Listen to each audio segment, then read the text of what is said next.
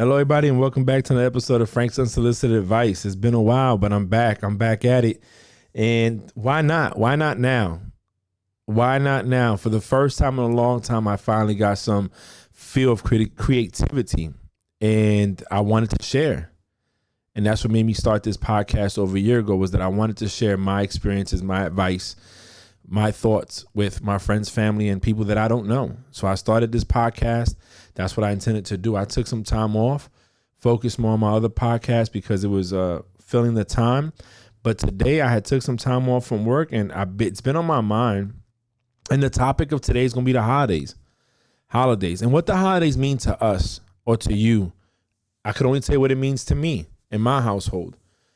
And then I'm going to tell you some stuff about what got me to this point to talk about the holidays. But nonetheless, it's after Thanksgiving already. We're the 2nd of December when I'm recording this, and we are 23 days away from Christmas Day. And, you know, part of this whole thing that got me in the mood to talk about it is because I love the holiday seasons. I love this time of the year. When I was in New York growing up, you could expect cold and snow, and it was dope. And I always prayed for, I always wanted that white Christmas with the snow outside and all that good stuff. And, it's just a moment in time. Even when my family struggled financially, we still made the best of the season. And that's what taught me the value of it, right? As a child, we get so consumed and wrapped up with what we want, the gifts, the toys. Oh, the new Nintendo came out. That's my era. I just gave my age. Or the ColecoVision or Atari that came out. You want that. And then your parents can't afford to get it. And you feel like, man, I'm bummed out because I didn't get what I wanted. But you got something. And I feel when we're young, we don't look at that. We look at what we didn't get versus what we did get. We don't look at the sacrifices that parents, aunts, uncles, grandparents, whoever your guardian is, make. We only look at what we didn't get. It's like in a relationship. We always complain about what the other partner's not doing, but we don't look at what they're doing, right? But that's a whole nother podcast and a whole nother discussion for another time. So what got me thinking about this, and this is just some little, it's funny to me because whoever has a relationship, a partner out there, or even as a kid, your parents might ask you, oh, what do you want for Christmas? So we can let Santa Claus know if your parents are still teaching that, If not, they might like, so we can buy it. And you give them a list, and then Christmas comes and you're expecting to get all these different toys and you don't get them. So you're like, what the hell happened? Why didn't I get what I wanted? So it got me thinking that, we have to be, for the holidays, for me, it's about love, right? It's about love. It's about coming together as a family. And as I get older, that becomes more evident. It becomes something more in the back of my mind. I start missing those moments, them days, them times when we would come together, break bread, the cousins be playing and hanging out, my aunts and uncles, my parents, everybody's having a good time singing aguinaldos, which is, Christmas songs in Spanish for us, and reminiscing about the old days in Puerto Rico. And then we would go and on our own parranda, which is like caroling, but dope version of it, right? To Brooklyn to see Misael and his family, Marinita, and everybody. And, as time goes on, we all grow and cultures shift. As much as we probably thought it would be that way, we grew apart. Have a cousin in Colorado, Florida, New York. I'm Virginia.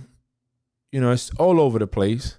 It's not as easy to come together no more. The parents are older. Some are gone. So now it's like the ones that should carry the torch is us. So it gets me thinking about that. It gets me thinking about us coming together and having that moment where it's a little difficult to do when you are so far apart and life happens. You have children and stuff. So got me thinking about it. And like I said, I love this time of the year. Even here in Virginia, the leaves starts, already it's fall. The weather gets a little cooler. It's not as cold. You see the people decorating their houses. And it's like, to me, it reminds me of love. It reminds me of warmth and happiness. And it also reminds me of sacrifice. Like I said, I remember growing up, my parents at one point struggled financially, and we couldn't get the gifts that we wanted. But my parents worked hard to get us some gifts that we wanted, or what they thought was special. And I guess the correlation to this, if anybody's wondering, right, is because I would tell my wife, hey, she said, what do you, I'll tell her for Christmas, New Year's, anniversary, Valentine's Day, Father's Day, birthday, any holiday that we celebrate and we give gifts, I just want guns. Buy me guns, I'm happy. I get books, I get clothes, I get everything I didn't ask for, not even a video game. I just get what she thinks I should want.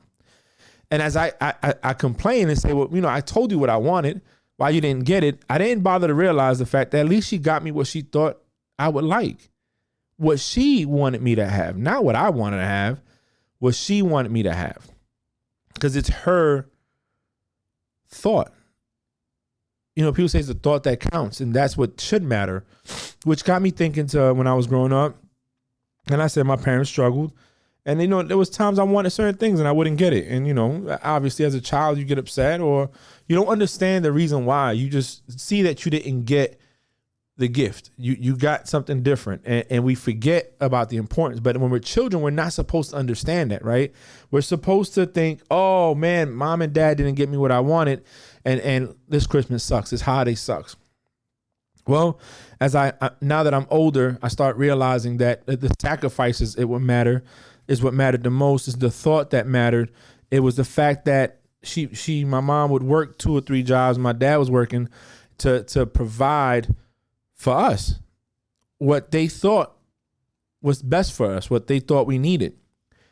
And the biggest gift out of that, in the bigger picture, like my mom likes to say, is not the gift, is the act of the love and what they did, the sacrifice. Is not. And now that I'm a father and I've been a father for a while now, and I have 3 children, and the sacrifice that my wife and I have made during the holidays to provide for our children, I get it.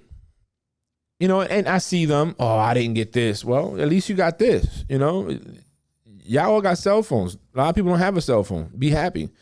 We have iPhones in the house, and my daughter created her list on notes, and she shares her notes with us, and she constantly updates. I leave the ship, and I have no signal while I'm on the ship, but when I get off the ship, I get all these different updates, and guess what? Her notes updated constantly with things she's took off her cart and added because she's trying to help us save money but still get what she wants.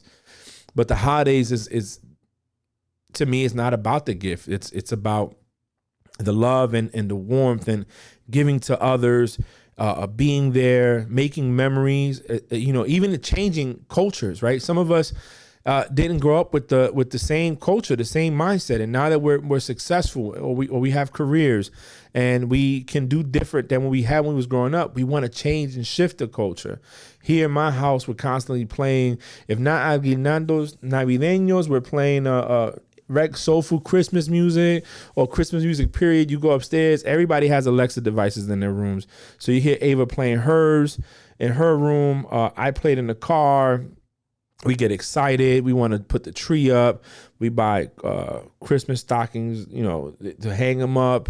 And to us, that's the best time of the year. And I love it. I love it. It warms me up. It reminds me of when I was a kid. And I think of how that's what we looked forward to when we was children. We would come together, my aunts, uncles. We would all meet up at somebody's house while the cousins played. The adults would play and cook and make the food and wrap gifts when they thought we were sleeping. When I was young, we had a chimney at 2692 and we never used it. I don't think it ever even worked, to be honest.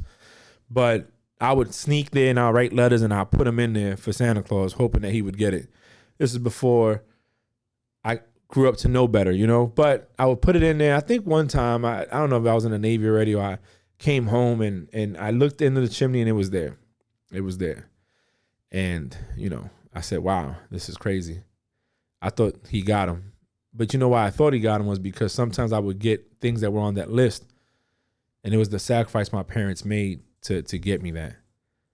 So again, the season, the holiday season, is more to me about the act of, the thought of what we do for our families to show them love than the gift that we buy them. You know, I think when we put the money, when we make Christmas about gifts and money, we lose the value or the meaning behind it. And you know, for many people that meaning is different. As Christians or Catholics, it's the day Jesus was born.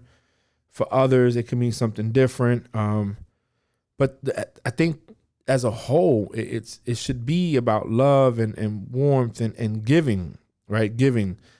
Because if you want to get technical, God gave us Jesus to lay on sacrificing for our sins. So that was his gift to us on December 25th. Well, you know, think about the gifts as a material thing, but the bigger gift is what you can't touch. The intangibles, the memories, the lesson in it. Even if it's a bad lesson, it's still a lesson. I remember growing up, my mom worked at her school in the South Bronx, IS 162. And sometimes she'll come home and, you know, she'll buy gifts for these kids and take them to the school and give it to them. And you know, she'll say, oh, because they don't have. They don't have. You know, some people right now don't have parents that are capable of providing. You know, we all deal with our demons in different ways. And some of our demons are things we can't fight by ourselves. So, you know, some children out there don't have parents that are strong enough to be able to fight the demons and be able to provide. So they don't have the same luxury that other kids have. So I feel that for us at this time of the year, instead of us focusing on the gift, let's focus on the intangibles of the season, spending time with your family, enjoying the decorations, looking at the love and warmth, and focus on the things that no matter what happens, you'll never forget those. I don't even have a toy that my parents bought me when I was younger now, but what I do have is those memories of the culture. You know, even though I wasn't born in Puerto Rico, my parents taught me about our culture and what the season is like in Puerto Rico. The memories with our cousins and our aunts and uncles that, like I said, some have passed, some are here, but we still have it. And as much as maybe we don't get together every season, I can't remember the last time we were all together for Christmas or New Year's. But I tell you this, you can't erase my memories. You can't erase what I have. And, you know, from my unsolicited advice to you is enjoy the holidays, enjoy being with your families, enjoy your loved ones, your friends, and look at the bigger picture. The gift is not the tangible purchase items we get. The gift is the intangible moments we make, the feeling behind it, the thought that we do during the season to give to others. And if you can give to somebody less fortunate, do that. Because we have to be lucky and blessed that we could even afford or be able to do that. We should help others. This is Frank's Unsolicited Advice holiday season. Thank you for listening. Don't forget to subscribe.